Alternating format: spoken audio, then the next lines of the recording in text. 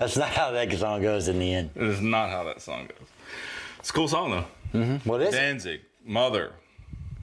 It's a good one. Mm-hmm. Need a cover of that one. No, I don't. Really? Mm-hmm. Yeah, easy listening cover version.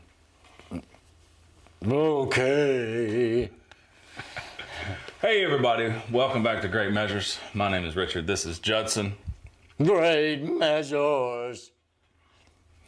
Going to introduce you to a new band today that you haven't heard yet. This band is called All That Remains. This album came out in 2004. The album's called This Darkened Heart. The song is called And Death in My Arms. It's the opening track to the album. It's one of my favorite albums. It's cool. It's part of that new wave of American heavy metal stuff. And what's the name of the album again? This Darkened Heart. The name of the song is Death. And Death in My Arms. And Death in My Arms. Mm-hmm. Phil Labonte or Labonte, I don't know how you pronounce it, is the lead vocalist.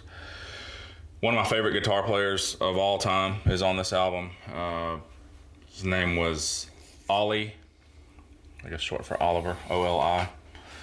He passed away a few years ago, kind of some weird circumstances around his death, but yeah, he passed away a few years ago. This was the first time I ever heard All That Remains was this song. I was working at FYE, the music store, and a coworker of mine, we were... Shout out to FYE. Shout out to FYE.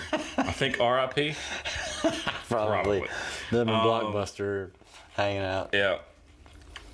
We had to stay late one night and do inventory or something. I don't remember what we were doing. And my coworker asked me if I'd heard this band. I was like, no. He put it in our CD player, played it over the speakers, and I was immediately hooked. Ollie writes, I guess he wrote most of the riffs. Like, his riffs are, you can sing along with them. They're so good. Like, some of the riffs are beautiful. Okay. And he's dead now? He has passed away. R.I.P. Under strange circumstances. Like CIA killed him? No. We'll just say they did. I don't want to get into it. We'll just say they did. I don't want to speak for anybody. I'm sure there's I don't know. For legal reasons, I don't. Well, maybe I shouldn't have said anything about the agency. Yeah, they're coming after us. Yeah, that's all I got. Okay. And Death in My Arms by All That Remains. All That Remains. Yep. Okay, then. All right. There's so many songs I could have started with. I'm sure somebody's going to be like, you should have started with this one. It's fine. We'll do a lot more All That Remains. There's just so many songs that I could have started with. I felt like this was the best place to start, though. Well, it's up to you, man. I don't know what I don't right. know. I'm giving you the guided tour here. Okay. Well, proceed, Richard.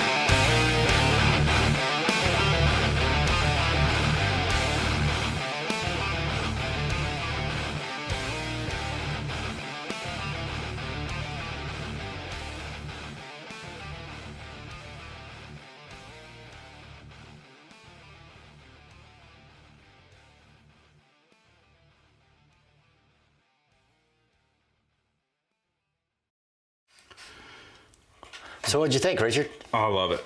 I love it. You're right. The riffs are very, very. All of them are hooky. Mm-hmm. Hooky is a bad way to. No, it's true though. You know, they stick with you quickly. Yeah. Very memorable riffs. But they're interesting too. I like how the song was structured in the fact that there's like this.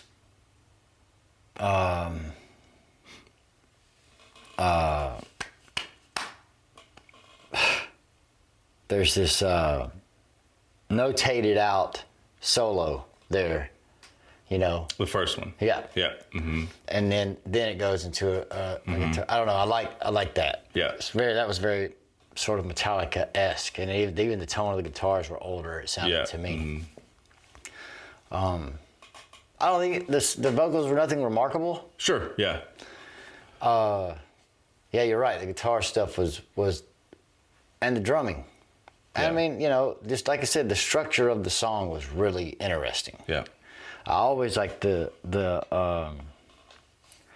halftime stuff. Yeah. I just think that's kind of why I picked this song. I think that stuff is just, it makes everything more badass in the world. Yeah, they do a lot of that too. You know, whenever something happens and you're just like, oh, life, you know. That's whenever somebody breaks down halfway. Yeah, they do a lot of that. Gets me.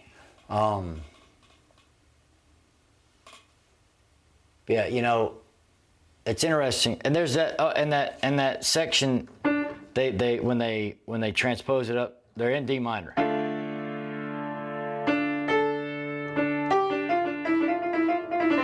All that. They're kind of doing all that kind of stuff, right? Mm-hmm. And on the chorus, when you were going crazy.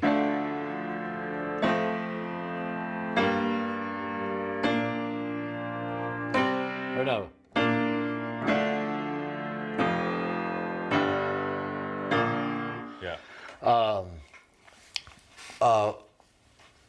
You know, they stay in the, or whatever. when you're staying on, when you kind of beat that into somebody's head or the listener's head, and then you make a change, it's just like the whole universe opens up. And they make the correct change, in my opinion. You know what I mean? Like there's a way that a change could go south. Sure, I was thinking about this earlier. And we'll talk about this probably in the next video, so I don't want to go too far into it. But I know what you mean, because it feels like, and you got to, as a songwriter, there's a philosophy of songwriting that I have thought myself to endless strain about. That when it feels like something should happen, like a change. If I play, it sounds like I should go. Yeah. Right. So I'm always, but that's Freebird. That's Billie Eilish. That's who knows. It's Tom Petty. Right. So, but there's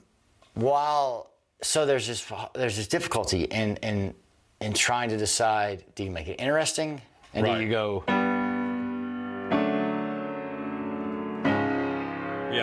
Yeah, I'm with you. I think then you're radio. I think that's kind of what I meant. You can make more correct mistakes. I mean, more correct moves with that than you can the wrong move. But I agree with you. I think it's how you do it. You have to do something that's not bland. Yeah, if I go,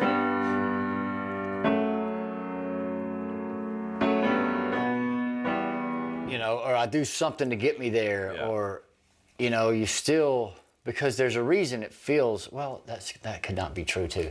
It could be true that it feels that way because we've been bombarded with it that way for so long, or that Freebird is that. Yeah. But, as an example, but I don't know. Sometimes tonally, I mean, everything is sound and frequency and vibration, so you're already kind of part of that anyway. You're made of that. So I know what you mean, though, in the sense that even when they're at the end, when they're da-da-da, da-da-da, da-da-da, and how the guitars are. I mean, the drum is straight up in time, and they're dancing around.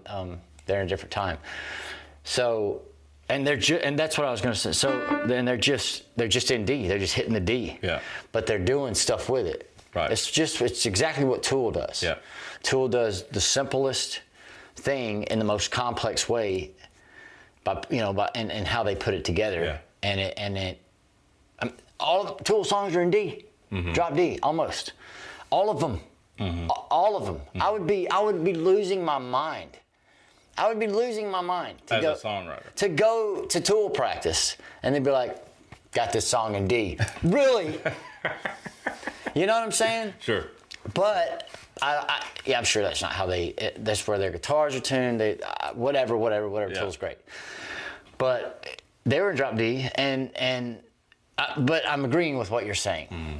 I'm agreeing with what you're saying. You could find, I always like the idea of the thought to the regression of thought. If you say, well, let's do a song in D minor, and you have all the notes you have the 8 notes inside of the D minor scale, but then there's other notes in between, and then you say, well, and in this rhythm, well, you can do two different rhythms. I mean, that's what Kashmir did in Led Zeppelin, the whole dun-dun-dun, dun-dun-dun, dun-dun-dun, and the drums are in 4/4 time, and the guitars are in like, whatever it is, I can't remember if it's 9, maybe 9, 7/4, 9/4, something. Anyway, so, yeah, I think they do a whole cycle, and it skips over, like where the 1, 2, 3, 4 ends. They're in the middle. Right. The guitars are in the middle of something. So, and they do that there. Yeah. And so I'm saying all this crap to agree with you. Yeah. Gotcha. The lyrical content, it just seems, I don't know, I get bored. First of all, I'm still not understanding the fascination with glorifying. I don't want to go and rot and burn. Okay, in any form or fashion, whether it be right now or possibly later. I don't necessarily agree with that whole thing, but who knows? Right. It's a metaphor. It could be a metaphor for something way worse. Right. So and there's this. It's like it's this. Sometimes this music, this metal music, is drawn to that, you know, and it's like, yeah, let's go to hell. You know what I'm saying? Yeah, I think it's. I don't know how to put this. Like, I think there's the catharsis around the music being so abrasive, anyways. Might as well match it with an abrasive or a outlandish. That might not be the lyrical subject. It begins more. I mean, Iron Maiden doesn't do that. You know. True. But Judas Priest, you know, they're fighting the man in a sense with their with the song that we did, and I can understand that. You know, you're stepping outside the box and you're saying, "Hold on, we don't think that way. Here's the music to show you that to knock on your door." You know, if you're double bass drum, then you're knocking on the door like this, and pay attention to this. Pay attention to another point of view. Sure.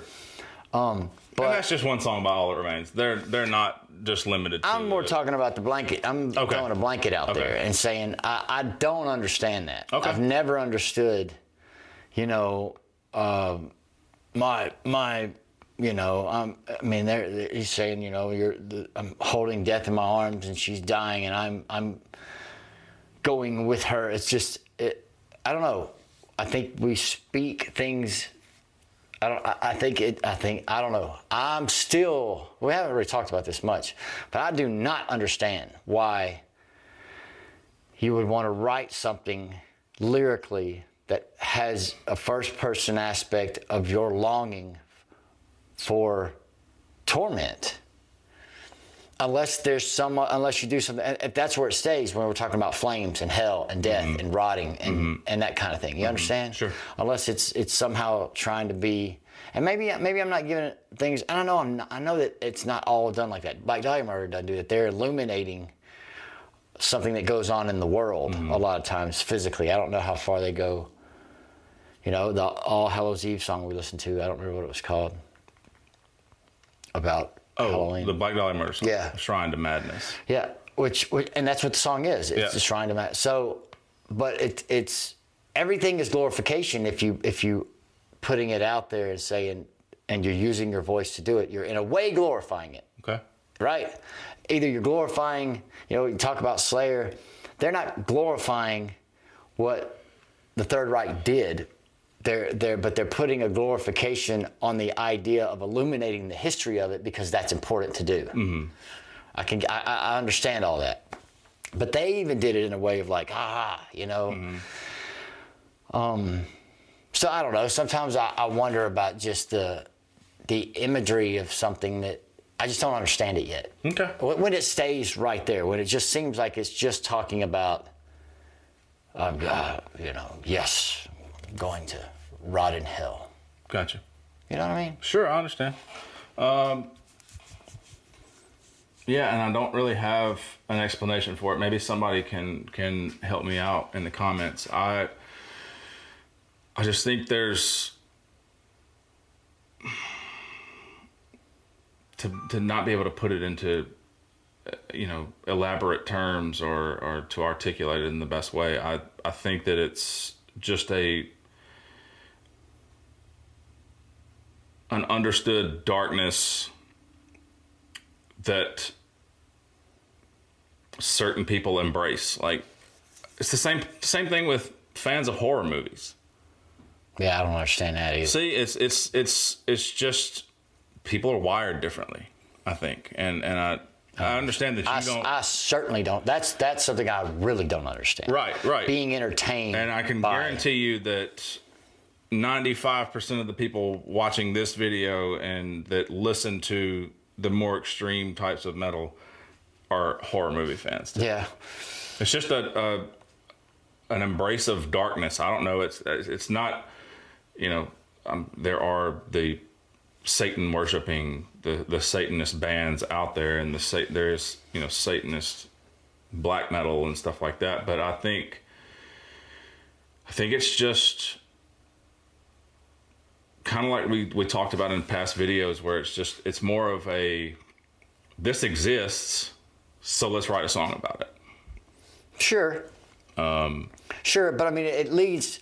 a good example of I think it still comes down to catharsis. Like, it's just... Yeah, catharsis, but then again, I think there's a fine line of jumping of illuminating it or whatever, and then being involved. I mean, Mayhem, the band Mayhem is a good example of what, when you go into that, what could possibly happen to you. You know who you sound like?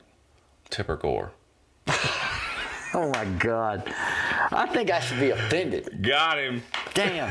I don't want to be misunderstood. I just don't understand if it doesn't have an underlying poetic, if it's not an underlying poetic metaphor, if it's metaphor, if it ends up being, if it's a literal thing, then that's what I don't understand. Gotcha.